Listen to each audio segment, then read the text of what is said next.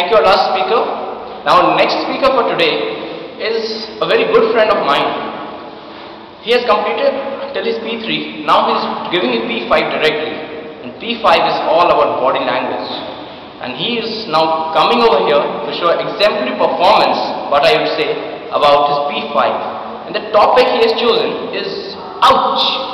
The obstacles which you see in your life, which you come across. So please, ladies and gentlemen, may you join me in welcoming Toastmaster Diwakar. Thank you.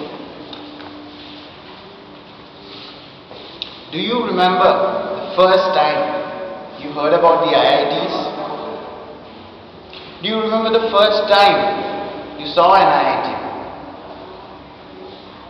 Do you remember the feelings that went through you? Well, I first met an IIT when I was in 6th class while traveling in a bus. Well, I was so goddamn impressed by his personality. And then I thought, wait a minute, that could be me someday. And then another thought from the depths of your brain started forcing its way forward through the enthusiasm until finally that thought shouted, yes, you have a great idea, but what of you? Fall on your face. What do you do when you fall on your face? Do you jump right up and hope nobody noticed? Are you more concerned about what other people think than what you can gain from this? Saurabh, did you walk through bullshit today? Mr. Toastmaster, fellow Toastmasters and guests, ouch! Did you feel I stayed down there for too long? Have you ever stayed down too long? Well, after my 10th class, I went to Narayana Junior College, a very famous junior college in Hyderabad for JEE. The first day itself, they took a test, a model test, and I gave it, and the results came. And that is ridiculous ritual of pasting the results in a class. And as soon as that was done, all people used to flutter around the results, and so did I. Just went inside over there and just started seeing my results. I had crossed the 50th rank. That means I was not there in the top 50. As I went down, there I was. In a class of about 100 students, I stood 90th. The person who had topped his school all his life, suddenly I stood nowhere. And ouch, that really hurt. And so, figuratively, I fell on my face. But then I remembered my childhood hero, Mr. Thomas Alva Edison. He had this crazy idea about building an electric device that would glow just by heating elements. Mr. Edison is the reason we can see today at nights.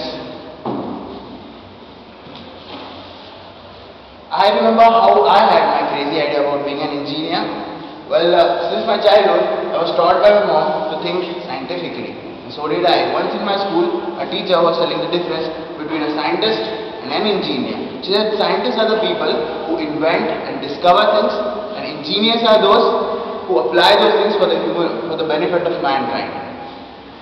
I was really impressed by the second part of science and technology, and I said, that's what I'm going to be one day. But you should know my background. I was okay at science, but I was really horrible at mathematics. I really am still. In fact, in my 3rd class, I even failed in the annual examination in mathematics. And after that, my father begged me left and right. Ouch! That hurt too. So many of us, we know where we are today, in our lives, in our careers. We know exactly where we want to go. That's where we want to be. That's where we want to be. You and I, what do? We go back and forth. We say, just when I have a little more time.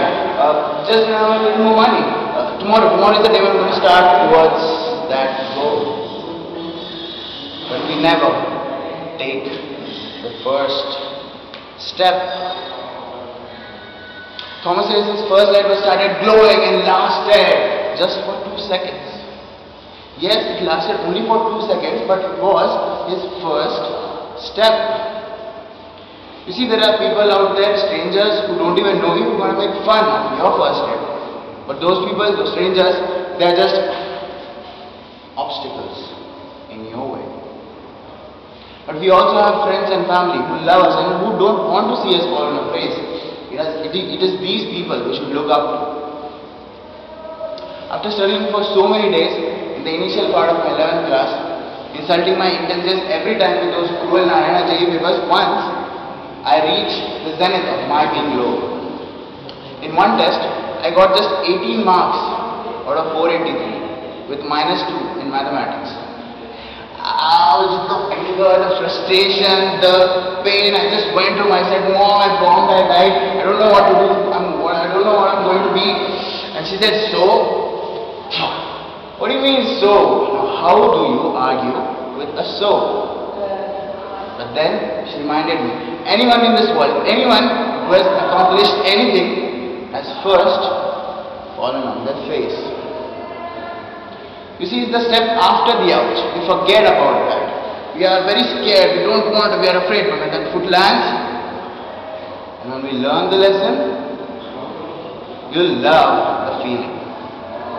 Thomas Edison's assistant said that every light bulb that went off and what other people would consider as a failure, he would consider that as negative, valuable information.